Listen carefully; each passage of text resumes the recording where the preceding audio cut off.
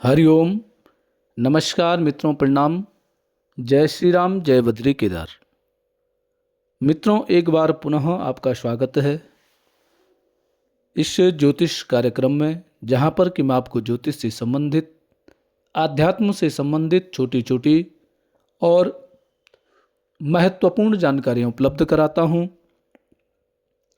इसी कड़ी में आज बात करूँगा लग्नेश से संबंधित, कि लग्नेश की अन्य ग्रहों के साथ कैसी युति होती है। इन सब विषयों पे चर्चा करूँगा। तो वीडियो प्रारंभ करूँ इससे पहले आपसे आग्रह है, यदि आपने अभी तक चैनल को सब्सक्राइब नहीं किया है तो कृपया चैनल को सब्सक्राइब जरूर करें। वीडियो को शेयर भी करें, अन्य लोगों तक भी भेजें, और साथ में मित्रों लाइक और कमेंट के माध्यम से भी वीडियो को आगे बढ़ाएं। मित्रों, मैंने पहले एक दिन पोस्ट की थी कि लग्नेश जिस भावेश के साथ या जिस भाव में स्थित होता है उस भाव की वृद्धि करता है, या लग्नेश जिस भावेश के साथ बैठा होगा उस भाव से संबंधित विषयों पे आपको अच्छा रिजल्ट मिलेगा, अच्छा परिणाम उसका प्राप्त होता है। आज इसका दूसरा रूप है कि लग्नेश क्या प्रत्येक भाव में क्या अच्छा फल देता है। इस विषय पे आज मैं आपको सूक्ष्म जानकारियां दे रहा हूं। अब मित्रों, सबसे पहले बात करेंगे लग्नेश और षष्ठेश। लग्न भाव का स्वामी, षष्ठेश होगा छठवें भाव का स्वामी। दूसरा है लग्नेश अष्टमेश, अष्टम भाव का स्वामी, और 12वें भाव का द्वादशीश। ये तीन भाव हैं, 6, 8, 12। पहले पोस्ट क्या थी कि लग्नेश जहां भी बैठता है या जिस भावेश के साथ भी बैठता है वहां अच्छा फल देता, अच्छा परिणाम देता है। अब प्रश्न ये होता है कि 6, 8, 12 ये तीनों भाव जो हैं ये पाप भाव हैं, ये कष्टकारी भाव हैं। क्या लग्नेश इन भावों के साथ बैठकर के भी भाव की वृद्धि करता है? तो मित्रों, ये इसका यही है कि लग्नेश यदि षष्ठेश के साथ, अष्टमेश के साथ या द्वादशेश के साथ युति करेगा तो भाव वृद्धि करेगा ही करेगा। अब भाव वृद्धि क्या करेगा? छठवां भाव क्या है? रोग का भाव है, तो रोग में वृद्धि करेगा। अष्टम भाव क्या है? मृत्यु का भाव है, तो मृत्यु में वृद्धि करेगा। और 12वां भाव क्या है? व्यय का भाव है, तो व्यय में वृद्धि करेगा। अर्थात लग्नेश यदि छठवें भाव के साथ, अष्टम भाव के साथ, 12वें भाव के स्वामी के साथ यदि युति करता है तो उनका जो कष्ट है उस कष्ट को और अधिक बढ़ाने का काम करेगा, अर्थात कष्टों में ही वृद्धि करेगा। क्योंकि लग्नेश का यही रूप होता है कि वो जहां भी होगा वहां वृद्धि करेगा। सुख है तो सुख में वृद्धि करेगा, दुख है तो दुख में भी वृद्धि करने का काम करता है। परंतु एक बात और है, यदि लग्नेश अधिक बलवान होगा, ठीक है, यदि लग्नेश बलवान है, षष्ठेश बलवान नहीं है, या लग्नेश बलवान है, अष्टमेश बलवान नहीं है, लग्नेश बलवान है, द्वादशेश बलवान नहीं है, तो फिर हानि नहीं होगी। ठीक है, इसलिए ऐसी स्थिति में लग्नेश को बलवान करना चाहिए। यदि किसी जातक के जन्म कुंडली में लग्नेश छठवें भाव के स्वामी, अष्टम भाव के स्वामी, 12वें भाव के स्वामी के साथ बैठ गया है, तो हमने क्या करना है? लग्नेश को बलवान करने की कोशिश करनी है, और षष्ठेश, अष्टमेश और द्वादशेश का दान और उपाय करना चाहिए, उनको शांत करना है। रोगेश को, मृत्युएश को, मार्केश को और व्ययेश को हमने क्या करना है, इनको शांत करना है, इसका उपाय करना है, इसका दान करना है। और जो लग्नेश है, लग्नेश को पावरफुल बनाना है, उसको बलवान करना है।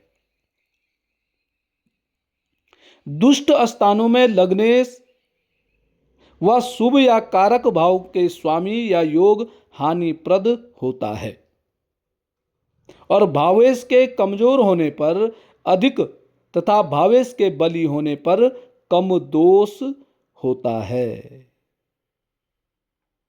तो हमने क्या करना है, हमारा उपाय यही है कि लग्नेश यदि 6, 8, 12 भाव के साथ युति बनाता है या 6, 8, 12 भाव में विराजमान है, तो हमने लग्नेश को बलवान करने की कोशिश करनी है। लग्नेश यदि हमारा बलवान है तो हमें हानि नहीं होगी, कष्ट कम प्राप्त होंगे। और यदि हमारा लग्नेश कमजोर है, षष्ठेश, मृत्युएश, व्ययेश ये बलवान स्थिति में है, तो फिर हमारे लिए कष्टकारी समय हो सकता है। कहने का तात्पर्य है कि लग्नेश जिस भी भाव में विराजमान होता है तो लग्नेश की स्थिति ठीक होनी चाहिए। यदि लग्नेश ठीक स्थिति में नहीं है तो फिर कष्टकारी हो जाता है। तो लग्नेश को ठीक करने के उपाय करने हैं। लग्नेश हमारा द्वितीय भाव में कुटुंब भाव में बैठा हुआ है, तो कुटुंब भाव में बैठा हुआ लग्नेश कुटुंब भाव की वृद्धि कराने का काम करता है, वृद्धि करता है।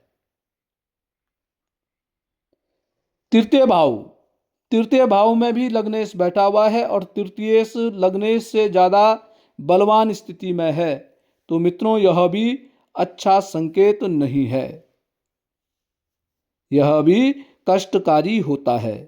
अर्थात तृतीय भाव में भी लग्नेश बलवान होना अति आवश्यक है, लग्नेश का ठीक स्थिति में होना अति आवश्यक है, तब जाकर के हमें कोई लाभ की प्राप्ति हो सकती है। ऐसी ही मित्रों शुक भाव में है। शुक भाव में यदि लग्नेश बैठा हुआ है, लग्न भाव का स्वामी बैठा हुआ है और अच्छी स्थिति में है तो सुखों में वृद्धि करेगा। बुद्धि स्थान में लग्नेश बैठा है तो बुद्धि में वृद्धि करेगा।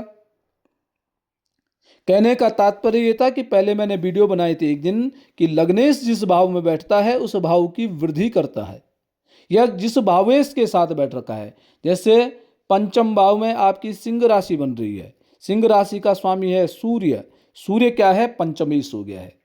और लग्नेश और पंचमेश की यदि युति भी बन रही है तो ऐसे में भी लग्नेश क्या करता है, भाव की वृद्धि करेगा, बुद्धि की आपकी वृद्धि करने का काम करेगा। अब एक और चीज देखनी पड़ती है कि आपका पंचमेश कौन सा ग्रह है, शुभ ग्रह है कि अशुभ ग्रह है, पाप ग्रह है, कौन सा ग्रह है, उसकी भी गणना करनी पड़ती है। यदि पाप ग्रह है तो पापों में पुनः वृद्धि करेगा, शुभ ग्रह है शुभता में वृद्धि करेगा। तो लग्नेश का यह है, लग्नेश आपका जहां भी बैठा होगा उस भाव की वृद्धि कराने का काम करेगा। यदि आपका लग्नेश ही पाप ग्रह है और पंचमेश आपका शुभ ग्रह है तो आपने क्या करना है, पंचमेश को बलवान करने की कोशिश करनी है और लग्नेश को शांत करने की, उसका दान करना है, उपाय करना है, उसको शांत करना है और पंचमेश को आपने बलवान बनाना है। तो जिस भी भाव में और जिस भी भावेश के साथ ऐसी युति लग्नेश बना देता है वहां आपने इस प्रकार के काम करने हैं, तब जाकर के आपको शांति प्राप्त होगी। अन्यथा मित्रों, क्योंकि यह लग्नेश भी बहुत महत्वपूर्ण भूमिका निभाता है, लग्नेश का शुभ होना, लग्नेश का बलवान होना बहुत ही आवश्यक है, चाहे अन्य ग्रह हमारे कितने प्रबल भी क्यों ना हो। कोई सारे ग्रह उच्च के हैं, लग्नेश यदि कमजोर है तो फिर जीवन में कष्ट आ जाते हैं। और यदि हमारा लग्नेश बलवान है, अन्य ग्रह थोड़ा सा कमजोर भी हैं, तो फिर काम चल जाता है, जीवन की गाड़ी फिर चल जाती है। तो इसलिए मित्रों, लग्नेश को बलवान करने की सदैव कोशिश करनी चाहिए। बलवान लग्नेश व्यक्ति को कहीं भी पीछे नहीं करता है। लग्नेश बलवान यदि है, ठीक है, तो व्यक्ति के आत्मसम्मान को नहीं गिरने देता है। व्यक्ति में ऊर्जा होती है, कार्य करने की क्षमता होती है, कार्य के प्रति सचेत व्यक्ति रहता है और व्यक्ति को जागृत करने का काम भी लग्नेश करता है, क्योंकि लग्नेश मुख्य ग्रह होता है। लग्नेश का ठीक होना बहुत आवश्यक है।